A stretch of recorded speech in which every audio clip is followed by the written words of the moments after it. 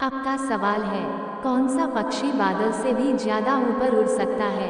आपका ऑप्शन है ए बाज, बी तोता, सी गिद्ध, डी कबूतर।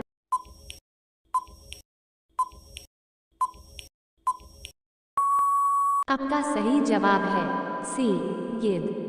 तो ऐसे ही वीडियो देखने के लिए चैनल को सब्सक्राइब करें। धन्यवाद।